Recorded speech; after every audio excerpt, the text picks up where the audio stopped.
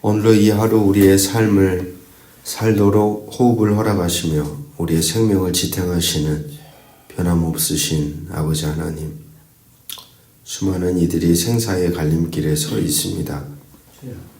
사는 순간순간이 하나님이 우리에게 주신 측량할 수 없는 선물입니다.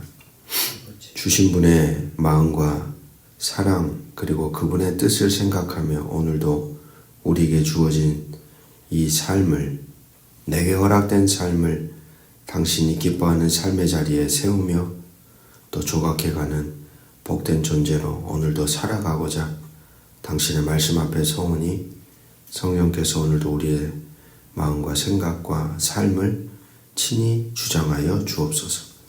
예수 그리스도 이름으로 기도합니다. 아멘. 오늘 우리에게 주시는 기록된 하나님 말씀 역대하 30장 1절에서 12절 말씀입니다. 우리는 계속해서 남유다 왕 주일날 본문부터 해서 어제 그리고 오늘까지 히스기야라는 왕에 대한 흔적을 읽고 있습니다.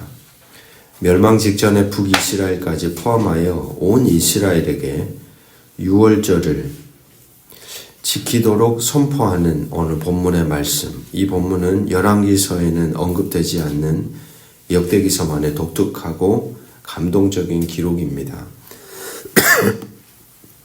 히스기야의 이 행동은 단순히 절기를 지키는 것을 넘어서서 분열된 이스라엘을 하나의 예배 공동체로 재통합하려는 거룩한 비전, 그리고 회개하고 돌아오면 회복이 가능하다는 강력한 희망의 메시지가 새겨져 있죠.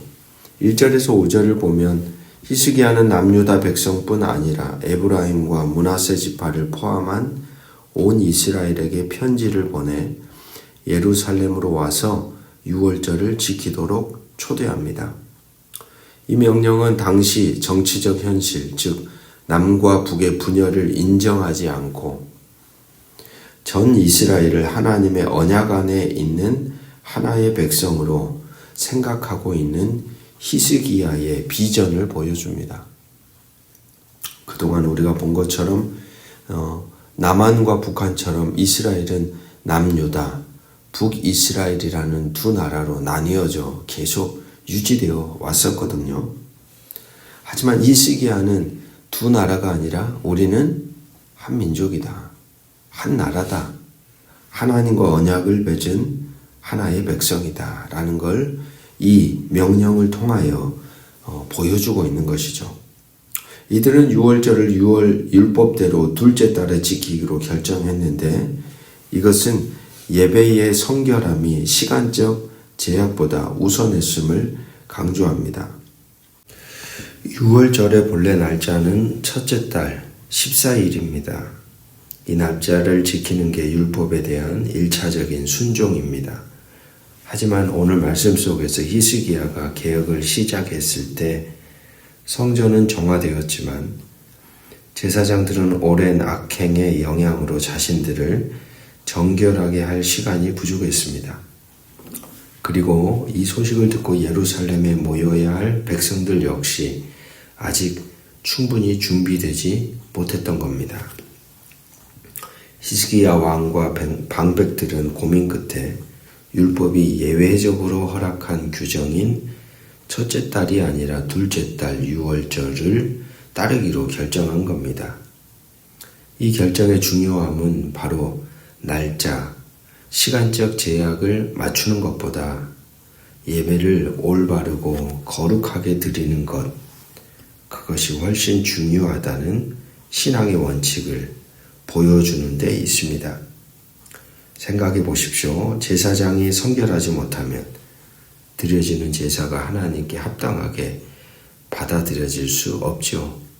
따라서 히스기야는 급하게 대충 구성만 갖추어서 율법이 규정하는 날짜만 맞추려고 하지 않았고 느리더라도 제대로 하나님이 받으실 만한 거룩함을 준비하는 것을 선택하고 행하였던 것입니다.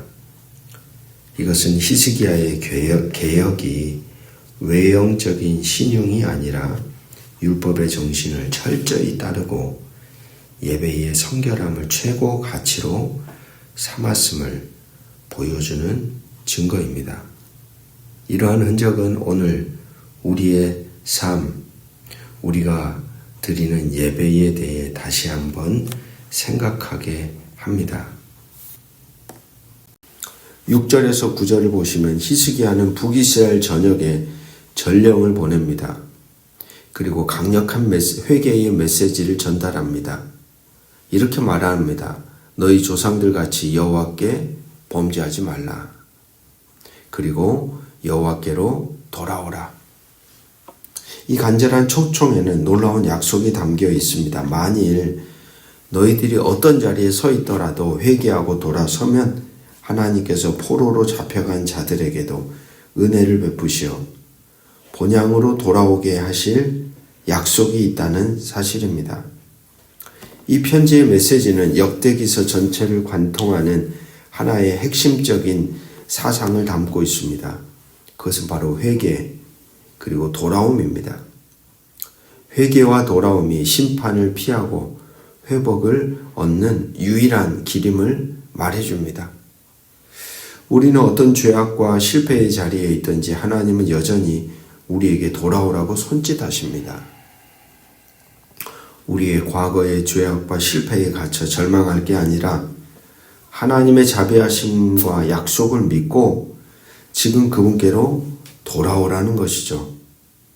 어떤 실패, 어떤 죄악, 실패조차도 우리를 향한 하나님의 소망을 앗아갈 수는 없다는 겁니다. 그것이 바로 하나님의 은총과 자비의 풍성함입니다. 오늘 우리는 기억해야 됩니다. 완전할 수 없는 존재인 우리가 때때로 실패하고 때때로 좌절하고 때때로 죄악에 걸려 넘어지더라도 기억하십시오. 하나님은 변함없이 우리에게 돌아오라고 손짓하시며 다시금 새로운 존재로 하나님 안에서 미래의 삶을 바로 현재의 순간부터 하나님의 원하시는 모습으로 다시 살아가기를 간절히 원하신다는 사실입니다. 10절에서 12절은 히스기야의 간절한 초청에도 불구하고 북이스라엘의 대부분은 이 전령을 조롱하며 비웃습니다. 대다수가 멸망의 길을 택한 것이죠. 하지만 성경은 아셀, 므낫세, 스브론 지파 중 몇 사람이 스스로 겸비하고 예루살렘에 이르렀다고 기록합니다. 이것은 멸망 속에서도 참된 신앙을 지킨 소수의 남은 자가 구원을 얻는다는 메시지입니다. 이들의 순종을 보며 하나님이 유다 사람들을 감동시키자 그들에게 한 마음을 주셔 유월절 준비가 순조롭게 진행됩니다. 이 사건은 우리에게 두 가지를 가르쳐 줍니다. 첫째, 세상의 조롱 속에서도 겸비하여 순종하는 소수의 신앙이 중요하다. 우리는 다수가 가는 멸망의 길을 걸어가는 이들이 아니라 소수일지라도 하나님이 기뻐하시는 순종의 길을 걸어가는 사람들임을 기억해야 합니다. 둘째, 이 모든 일이 인간의 노력으로 된 것이 아니라 하나님의 주권적인 은혜 때문이었음을 강조합니다. 성공적인 예배 그리고 회복의 근원은 오직 하나님께 있음을 우리는 기억해야 합니다. 사랑하는 성도 여러분, 히스기야의 유월절 선포는 분열 절망 속에서도 하나님과의 언약 관계를 회복하려는 간절한 열망이었습니다. 이 하루 우리의 삶에 여전히 남아있는 불순종과 죄악을 청산하고 히스기야의 초청에 응답했던 북이스라엘의 남은 자들처럼 스스로 겸비하며 하나님께로 돌아가십시오.